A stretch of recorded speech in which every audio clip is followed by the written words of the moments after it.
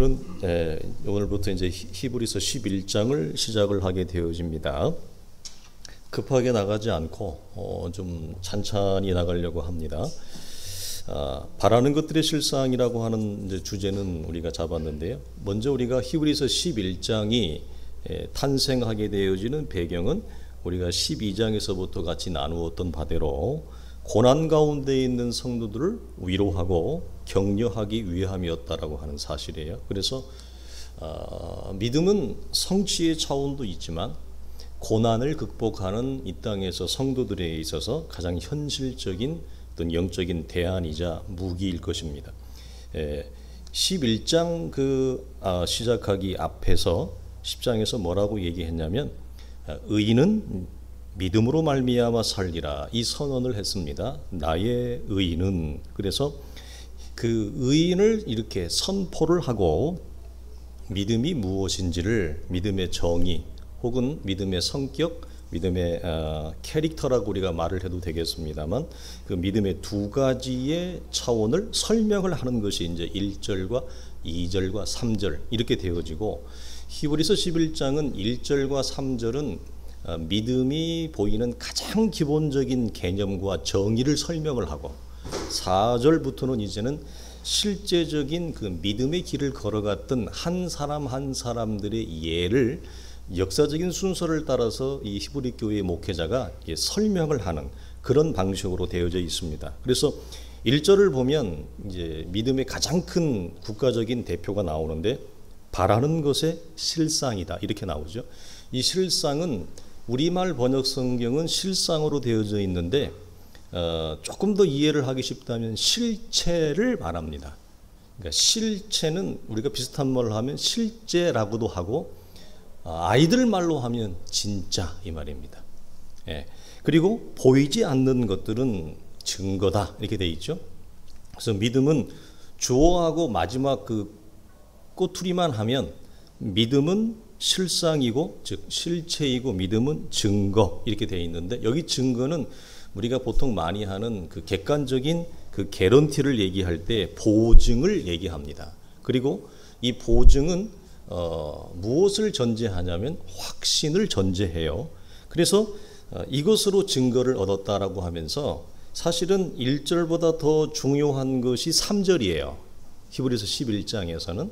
그래서 왜 3절이 중요하냐면 1절이라는 믿음이 실체와 증거가 될 수 있는 가장 그러면 근거는 뭐냐 이 말이죠. 믿음이 어떻게 실체와 증거가 될 수 있지?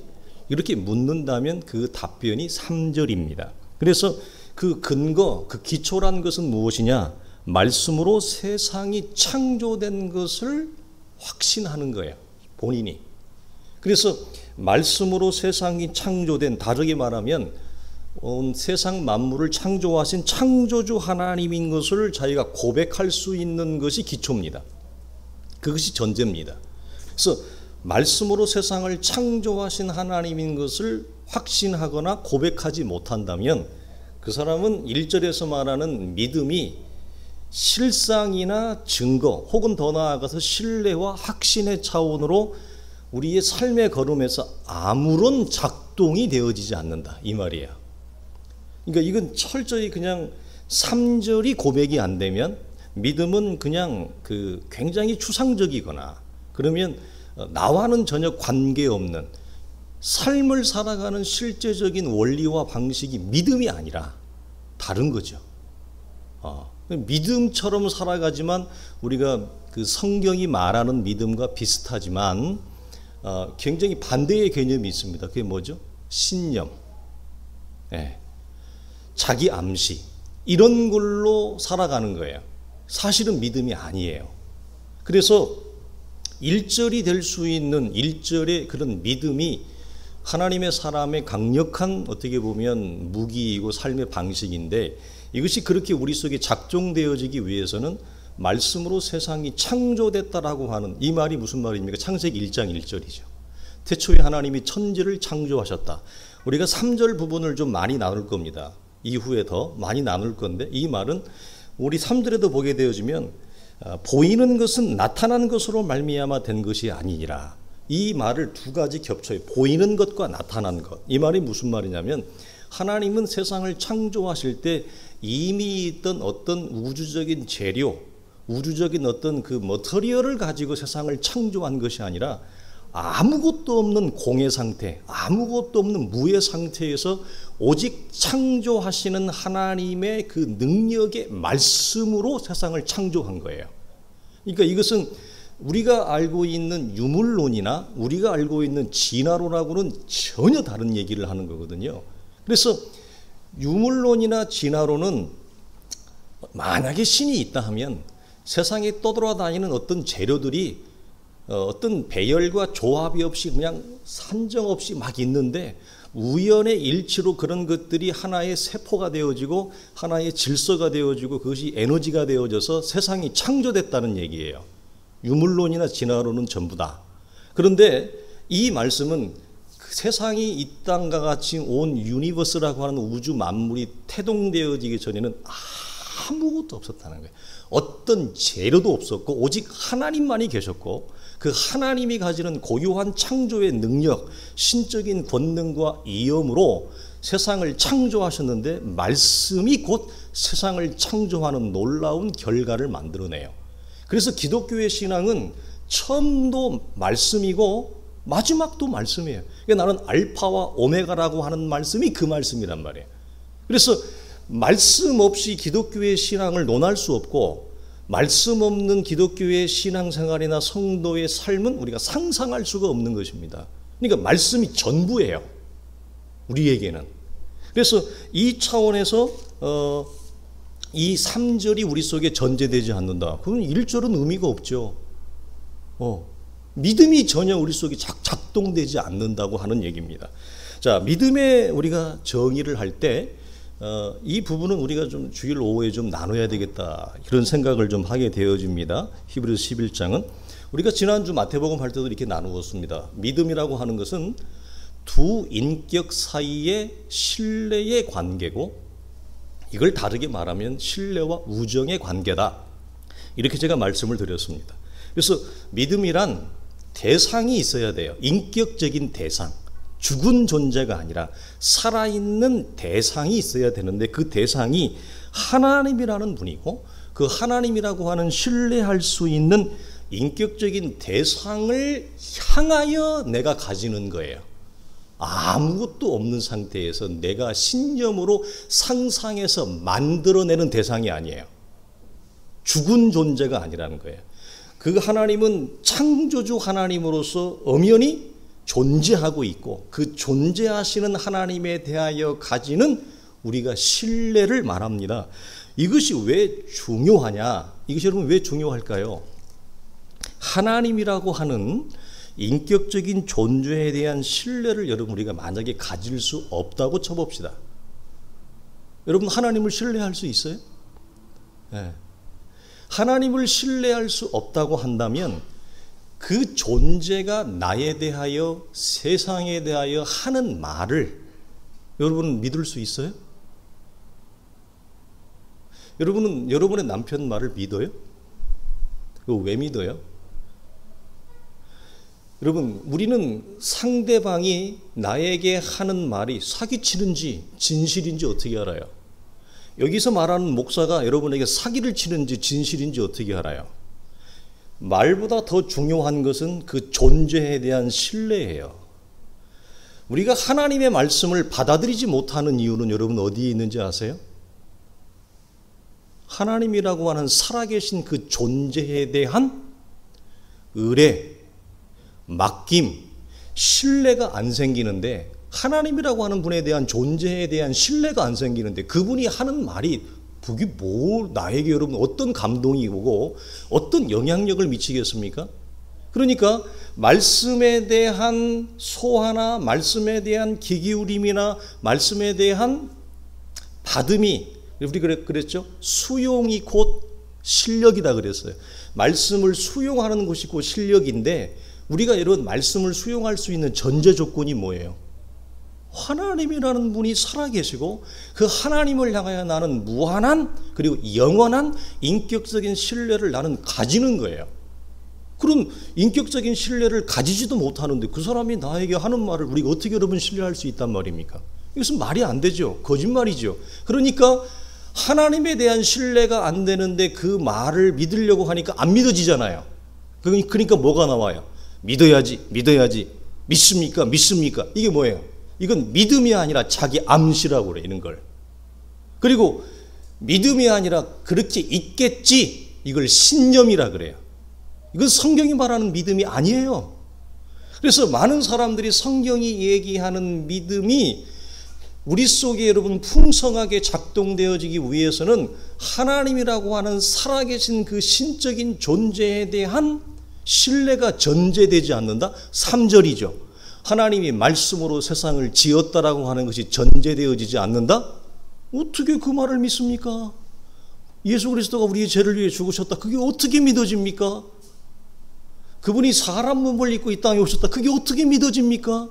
믿어질 수가 없죠. 그래서 그의 말을 우리가 받는다는 것은 곧 그 말을 하는 존재를 뭐죠? 신뢰할 때 그것이 우리 속에 일어날 수 있는 일이라고 하는 것입니다. 그래서 여러분, 믿음이란 이렇게 하나님과 사람 사이에서 두 인격이 신뢰와 우정의 관계가 우리 속에 일어나는 겁니다. 그래서 두 인격의 관계이기 때문에 상대방에 대한 기대가 있어요. 죽은 관계가 아니기 때문에.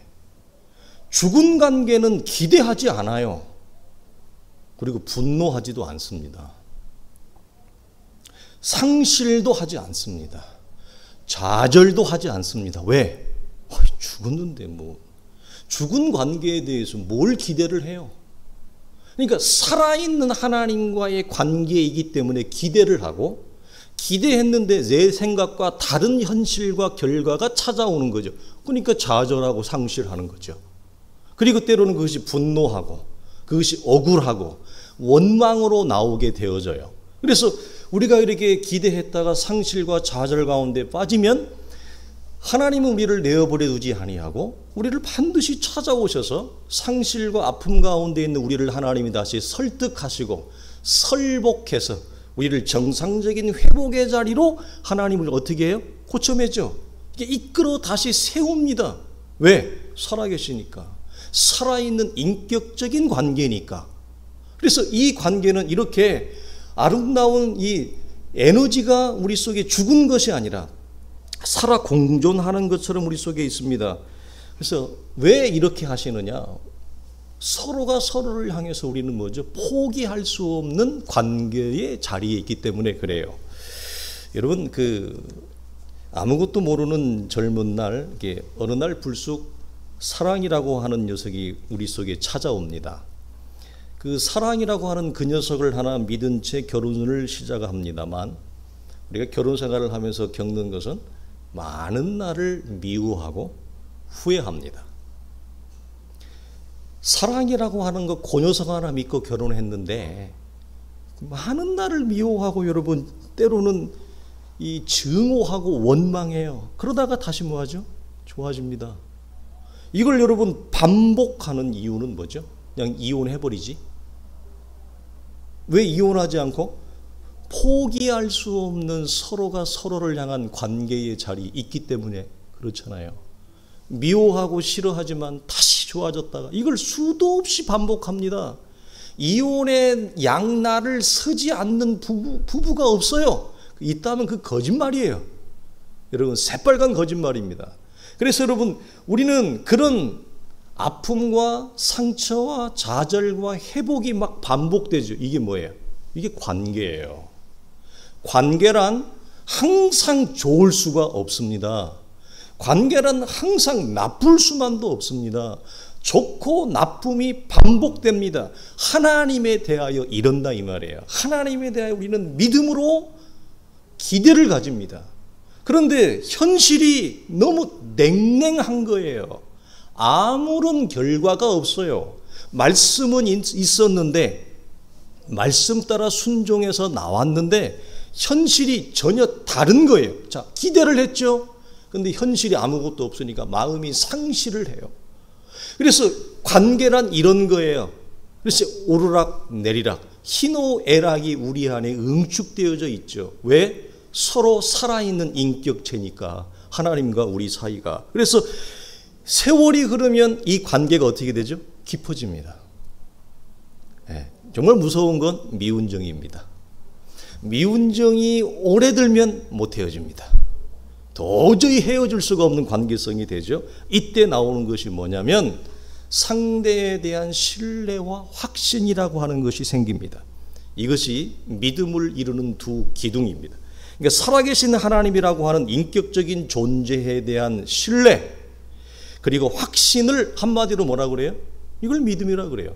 그러니까 믿음 안에는 하나님에 대한 신뢰와 그분이 하시는 말에 대한 확신이에요. 이 두 가지가 같이 존재에 대한 뭐예요? 신뢰, 그 존재가 나에게 하나님의 말씀이라고 하는 말이라고 하는 소리, 언어가 나에게 전달되어질 때 나는 그 소리 곧 하나님의 말씀을 뭐 하는 거예요? 확신하는 거예요. 이게 일어나지 않으면 여러분 그건 참다운 믿음이 아니에요, 사실은. 그러니까 어떻게 해요? 안 믿어지니까 예수 믿습니까? 믿습니까를 물어보는 거예요. 믿을 줄로 압니다. 될 줄로 압니다. 맨날 이런 말을 동원하는 이유가 뭐죠? 정말 믿어지면 그런 말을 할 필요가 없죠. 하나님의 말씀이 정말 그럴 거라고, 말씀이 실체가 되어진다라고 하는 확신과 고백이 있는데 뭘 자꾸 믿습니까를 물어보고 아멘을 의도하고 될 줄로 믿습니까? 믿습니다. 이 말을 왜 해요? 안 그래요? 그래서 하나님이라고 하는 존재에 대한 신뢰와 그 존재가 내뱉는 존재로부터 나오는 신적인 말씀에 대한 확신, 이 두 가지가 믿음이에요. 여러분, 우리는 이런 믿음을 소유하는 거예요. 그래서 죽은 존재에 대한 이런 우상적 관계가 전혀 아니라고 하는 사실이죠. 그래서 1절은 이제 들어가면 믿음은 이런 차원에서 바라는 것들의 실상, 실체다 이렇게 얘기하는데, 이것은 1장 3절에 이런 말씀이 있었어요. 하나님의 영광의 광채요, 그 본체의 형상이라고 하는 말씀이 있었는데, 이 표현되는 가운데서 그 본체라고 하는 이 개념이 여기서 실체라고 하는 의미입니다. 그러니까 바라는 것들이 있어요. 그런데 현재적인 결과가 아무것도 없는 거예요. 바라는 것은 여러분 장래잖아요. 미래와 연관되어져 있고, 시점이 어디에 있다? 미래에 있다. 근데 하나님이 나에게 분명히 어떤 말씀이 있었는데 현재적인 결과가 주어지는 것이 아무것도 없는 것입니다. 장래에 바라는 기대는 현재의 어떤 결과로 우리는 주어져야만 알아요. 사람이라고 하는 것은. 사람이 갖는 연약함이 뭐냐? 이번 주 우리 박 집사님 카톡에 올렸을 때 그 한계를 넘어라고 하는 말 있죠. 찬양 속에. 저는 사실은 젊었을 때부터 그 한계라고 하는 거에 대하여 굉장한 갈증이 있었어요. 왜? 늘 내 한계에 부딪히니까. 매일매일 나라고 하는 이 인간 본연의 존재와 정체와 형상, 나라고 하는 얼굴의 한계를 부딪히지 않을 때가 없었어요. 믿음은 가지고 있는데, 믿음이 주어졌고 하나님의 살아계심도 알고 그분과 교제하고 그분과 교류하고 사귐이 있고 관계를 함에도 불구하고 늘상 나라고 하는 이 육신의 이 한계 안에 갇혀있는 이것에 대하여 얼마나 마음 깊이 답답했는지 몰라요. 그래서 날개를 펴고 이 한계 안에서 벗어나고 싶은 그 자유를 향한 갈망이 컸고, 사실은 이 갈망이 무엇으로 연결되냐면 하나님의 나라에 대한 소망, 다시 오실 예수 그리스도에 대한 소망으로 연결돼요. 그래서 로마서 8장에 있는 말씀처럼 피조물도 무엇을 고대한다? 하나님이 이 우주 만물을 죄와 사망 가운데서 온전히 회복할 그 완전한 완성의 날을 피조물도 고대하는데, 하나님의 생명을 가지고 있고 하나님의 살아계심을 알고 그분과 교제하고 관계하고 있다는 내가 그 나라의 소망에 대하여 침묵한다? 있을 수가 없죠. 있을 수가, 뭐 종말론을 배워야 되는 게 아니에요. 물론 배워야 되겠지만 배우지 않아도 우리 안에 참다운 하나님과의 사귐이 있으면 이 세계 안에 갇혀있는 나, 그 다음에 육신 안에 갇혀있는 나, 이것이 로마서 7장에서 사도 바울이 얘기하는 거 아닙니까? 오라 권고한 자로다 이 사망의 몸에서 누가 나를 건져내랴. 이 육체의 한계 안에 갇혀 있어서 마음은 원인데 죄 가운데 넘어지고 유혹 가운데 빠지고 하지 말아야 될 말을 하고 그래서 다른 사람에게 시험과 아픔을 주고 그런 못난 이 자아, 정체, 덩어리 여기에서 탈피하고 싶은 거예요. 애벌레가 나비가 되듯이 이런 한계를 넘어지고 싶고 그래서 저는 그 영어 성경의 그 영어 단어 중에 beyond the world라는 말을 되게 좋아합니다. Beyond the limitation of myself. 내 자신의 한계를 넘어서는 거예요. 근데 그게 내 힘으로 안 돼요. 그죠? 우리가 안 돼요. 그래서 우리는 하나님의 은혜를 뭐예요? 신뢰하는 거죠. 여러분 마찬가지. 그래서 우리는 사람의 이런 한계 때문에 눈에 보이는 결과가 주어져야 하나님 감사합니다가 나오는 거예요. 네. 아유 내 믿음이 좋은 믿음이구나. 왜? 믿은 대로 됐네. 결과가 이루어졌네 이 말입니다. 그런데 여기서 말하는 뭐예요? 바라는 것들에 대한 그 실체가 아무런 현실적인 결과로 주어지지 않았다는 것을 말합니다. 그런데 놀라운 것은 성경은 이 부분에서 하나님의 시선을 얘기해요. 이 하나님의 시선은 뭐냐? 말씀 안에서 이미 실체가 우리 속에 주어졌다라고 얘기하는 거예요. 이건 하나님의 말씀의 권능과 위엄이 우리 속에 이미 주어진 상태를 얘기해. 무엇이? 장래에 바라는 것이 상태가 이루어졌다고 얘기해요. 실체로 주어졌다고 얘기를 해. 근데 문제는 뭐라고요? 우리의 안목과 우리의 한계는 이것이 지금 내 눈에 현실적으로 경험이 돼야 되는데 경험되어지지 않는 사실 때문에 뭐죠? 답답해하고 좌절하고 원망하고 아무것도 이루어지지 않았다라고 얘기해. 그래서 하나님의 시선에서는 이미 주어진 바 되어진 상태와 실체입니다. 그러나 우리는 여전히 경험되지 않은 상태에 있죠. 그러면 하나님에 의해서 이미 주어진 것이 내 인생과 우리 공동체의 차원에서 신약 교회는 개인과 공동체를 절대 나누지 않습니다. 하나입니다. 성도 한 사람 한 사람과 교회 공동체를 결코 분리하지 않는다. 완전히 항상 공동체로 이해를 하거든요. 그래서 성도는 그 신앙이 어디에서 변화되어지고 새로워지느냐? 교회 공동체를 통해서 새로워져요. 그리고 내 신앙의 척도와 가늠과 수준이 어느 정도인지를 어떻게 제일 먼저 드러날 수 있느냐? 공동체 안에서 드러나요. 그것이 가정으로 연결되어지고 그것이 세상으로 연결되어지는 거예요. 그래서 공동체 안에서 하나님이 우리를 향하신 하나님의 그 이미 주어진 것을 우리가 그럼 그걸 성취하려면 어떻게 해요? 우리는 어떤 활동을 해야 돼요. 그렇죠? 하나님의 차원에서 우리 속에 이미 주어졌는데 내 육체의 시선과 안목 때문에 안 보여요. 우리는 아무것도 없네. 에이 괜히 예수 믿었나 봐. 괜히 따라 나왔나 봐. 에이 내가 뭘 하고 이걸 선택했을까? 그냥 절로 갈 걸. 이런 후회와 원망을 수도 없이 해요. 그러나 성경은 이 지점에서 뭐라고 얘기한다고? 이미 주어졌다. 그럼 이미 주어진 그 상태가 실체가 나의 것으로 성취되어지기 위해서는 우리 안에 무엇이 작동돼야 돼요? 믿음이. 근데 그 믿음은 움직이는 믿음이에요? 죽은 믿음이에요? 움직이는 믿음이죠. 살아있는 믿음이죠. 그래서 어떻게 한다고요? 믿음이 내 안에 일어난 믿음이 활동을 해야 돼요. 그래서 이것이 믿음이 침노하는 거예요. 믿음이 내 안에서 일을 해야 돼요. 무엇하도록? 주어진 실체가 나의 믿음 안에서 공동체의 믿음 안에서 현실이 결과가 되어지기 위해서는 무엇을 해야 된다? 넉넉히 기다리고만 있는 게 아니에요. 적극적으로 우리가 지난주까지 나눴죠. 믿음은 매우 긍정적이고 매우 적극적이다. 그 맥을 나누었어요. 그 맥 위에서 우리는 믿음의 활동을, 적극적인 활동을 통해서 그리스도 안에서, 말씀 안에서 우리에게 주어진 그 실체가 나의 결과와 현실이 되어지도록 믿음의 일, 활동을 해야 돼요. 아버지가 일하시니 나도 일한다. 그러니 너희도 일하라. 라고 하는 원리와 동일한 것입니다.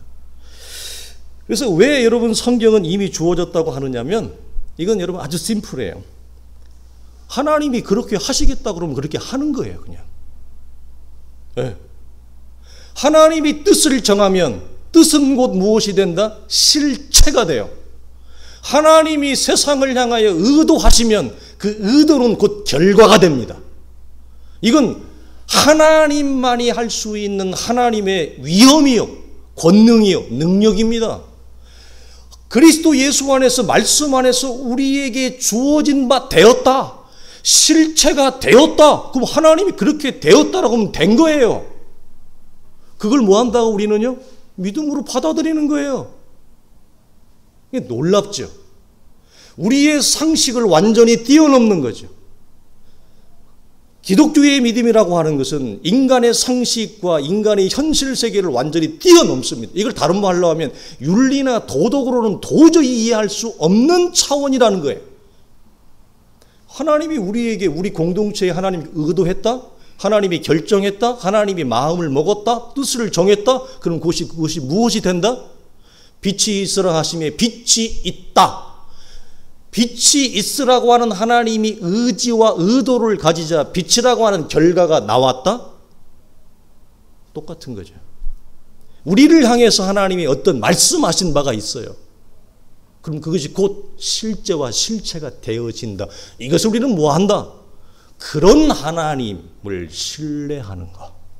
그리고 그런 하나님이 나에게 말하는 말을 나는 뭐예요? 확신하는 것. 이게 뭐예요? 이게 믿음이에요. 이게 믿음. 얼마나 여러분 멋있어요. 얼마나 여러분 든든합니까? 그래서 우리는 사람의 눈에 보이지 않는 이 사실 때문에 항상 두 긴장이 있어요. 이건 우리가 이 땅을 평생을 살아가면서 겪는 두 긴장. 항상 하나님 앞에 언제? 왜? 자, 그러면 여러분 하나 물어봅시다. 왜 하나님이 그 성취의 때, 장래에 바라는 것이 현재라고 하는 결과로 이루어질 그 실체의 시간, 장소를 우리에게 공개하지 않을까요? 그리고 우리로 하여금 당신의 말씀을 신뢰하며 믿음으로 일하고 믿음의 활동을 통하여 어떤 하나님의 그 카이로스라고 하는 시간의 때에 그 하나님의 일이 실제가 되어지도록 하는 일에 여러분 감추어 놓았을까요? 왜 그랬을까요? 이건 이렇게 생각하시면 됩니다. 그날의 때와 시간은 너희가 알 바 아니요. 절대로 그것을 우리에게 가르쳐 주지 않는 원리와 같습니다. 시가서를 보면, 잠언과 전도서를 보면 인생으로 하여금 장래에 이 희노애락이, 어떤 때 인생이 화가 오고 어떤 때 인생이 행복이 올 것을 인생으로 하여금 알게 하지 않았다 그랬습니다. 왜 그렇다 그러죠? 그걸 우리에게 알려주면 우리는 하나님을 신뢰하지 않습니다. 하나님을 의지하지 않습니다. 하나님을 따라 살지 않습니다. 내 마음대로 살지. 왜?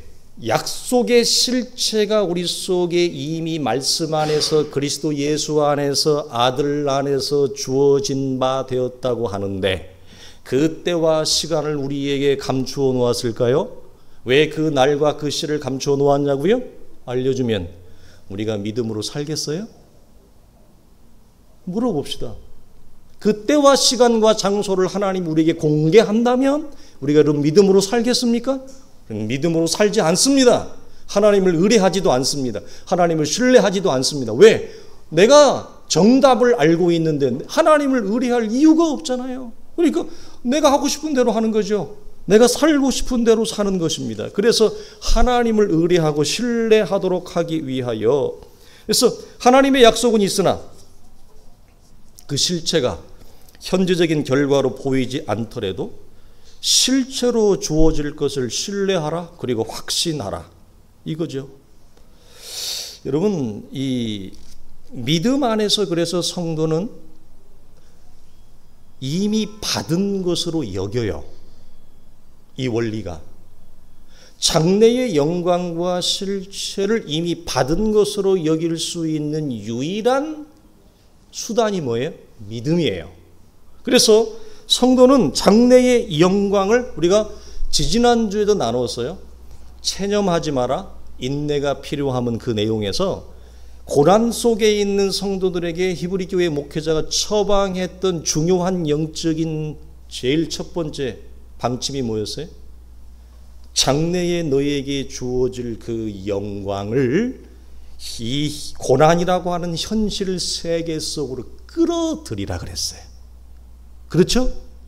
이 원리가 제일 커요. 요거에서 실패하면 성도는 고난을 극복할 방법이 없어요. 고난을 이겨낼 방법이 없어요. 우리 속에 주어질 장래의 그 유업과 유산의 기업의 풍성함과 아름다움을 현실이라고 하는 고난의 이 세계 속으로, 조건 속으로 끌어오는 원리와 믿음 안에서 이미 받은 것으로 여기는 하나님의 실체와 실상이 내 세계 안에 이미 이루어졌다, 받은 것으로 여기는 원리와 같아요, 틀려요? 같죠. 동일해요. 원리가, 영적인 원리가 동일합니다. 그래서 장래의 실체를, 장래의 영광을 성도는 무엇으로 소유해요? 믿음으로. 믿음 안에서, 말씀 안에서. 여기에 놀라운 원리가 있는데, 믿음 안에서 장래의 영광을 우리는 이미 받은 것으로 여긴다, 보는 거예요. 이걸 하나 더 나가면 성도는 장래의 영광과 하나님의 일하심을 어디서 봐요? 믿음 안에서. 다른 말로 말씀 안에서 하나님의 영광을 봐요. 그래서 믿음 안에서 하나님을 보는 것과 말씀 안에서 하나님을 보는 원리는 여러분 이 차원에서 여러분 동일한 것입니다. 그럼 이 본문에서 말하는 1차적인 그 바라는 것은 무엇냐면 10장 39절에서 볼 수 있는데 이렇게 얘기하죠. 오직 영혼을 구원함에 이르는 믿음을 가진 자니라 돼 있어요. 믿음으로 우리의 영혼이 구원에 이르는 길을 바라는, 이것이 뭐죠? 1차예요. 이것이 가장 우선입니다. 우리의 영혼이 구원에서 제외된다면 다른 것은 여러분 의미가 없죠. 그래서 이 차원을 먼저 우리 속에 언급을 하는 것입니다. 1절은 또 하나의 그 다음 구절을 얘기하는데요. 믿음은 보이지 않는 것들의 증거다라고 얘기하는데 아직 보이지 않지만 실현될 것을 믿음 안에서 확신하는 것을 얘기해요. 이 말씀은 히브리서 3장 14절에 보면 우리가 시작할 때 확신한 것을 끝까지 견고히 잡고 있으라라고 하는 말씀이 있었습니다. 여기에 나오는 그 확신이라고 하는 의미가 있는데요. 이 확신이 실현된다라고 하는 증거와 보증으로 우리 속에 여러분 주어지는 것을 얘기합니다. 그러니까 믿음은 그 믿음 자체로 무엇이 되냐면 장래에 보이지 않는 것들이 우리 속에 주어질 하나님의 객관적인 보증이요. 이것을 로마서에서는 뭐라고 얘기하죠? 양도증서라고 얘기해요. 바울은 이것을 때가 되어진 우리에게 이양되어질 도장을 찍은 개런티를 받은 서류라는 거예요. 그것이 뭐라고요? 믿음이다. 그래서 우리가 장래의 영광과 하나님의 자녀된 자의 이 믿음의 걸음이 무엇을 우리에게 보증한다고 그랬어요? 고난 속에서도 믿음을 저버리지 아니하고 믿음의 길을 이탈하지 아니하고 오늘 우리에게 주어진 이 일상을 믿음으로 견디어내고 믿음으로 살아가고 있다라고 하는 이 사실 자체, 이 자체가 뭐예요? 우리가 하나님의 자녀예요. 장래의 영광이 우리 속에 보증되어질, 이양되어질 객관적인 권리 증서다. 이것이 보증서다. 이렇게 말하고 있는 것입니다. 그래서 바울은 이 원리를 고린도후서 5장 7절에서 뭐라고 얘기하냐? 우리는 믿음으로 행하고 보는 것으로 행하지 아니한다. 이렇게 얘기하고 있는 것입니다. 그래서 여러분 말씀을 마치는데 이 차원에서 믿음은 뭐죠? 확신이죠. 이 실상과 증거라고 하는 이 양자의 공통점의 이 핵심은 뭐냐면 현실적인 결과가 보이지 않음에도 하나님의 말씀이 실제 진짜라고 하는 확신을 갖는 것입니다. 그런데 여기서 확신은 우리가 중요한 것입니다. 하나님이 존재하고 그 존재로부터 나오는 말에 대한 확신이에요. 우리는 자칫 잘못하면 이제 그 하나님이라고 하는 그 대상, 가장 중요한 그분을 놓쳐버리고 현실적으로 내가 예수를 믿었으니까 이것을 내가 받을까 못 받을까, 이게 성취가 될까 성취가 안 될까, 굉장히 물질적인 그런 거래와 물질적인 보상으로 믿음을 끌어당겨요. 이건 여러분 굉장히 비성경적인 거라고 그랬어요. 네. 그런 보상과 물질의 관계에서 확신하는 게 아니라 그분의 존재와 그 존재로부터 나오는 하나님의 말에 대한 신뢰와 확신이라고 하는 거예요. 그러니까 이걸 놓치면 다 놓치는 거예요. 그가 뭐 어떤 간증을 할 수도 있겠고 세상에서 그가 성공하고 번영해서 사람들이 흠모하는 자리에 올라갈 수도 있겠으나 그 관계의 존재에 대한 신뢰와 확신을 잃어버린다면 그것은 더 이상 성경이 말하는 믿음에서 여러분 우리가 말할 수 없다라고 하는 것입니다. 우리 사랑하는 성도들이 지금 우리의 상황이 불확실하고 현재 나타나지 않을지라도 이 하나님이 우리에게 말씀하신 그 존재와 말에 대한 신뢰가 두터워지기를 주님의 이름으로 축원합니다.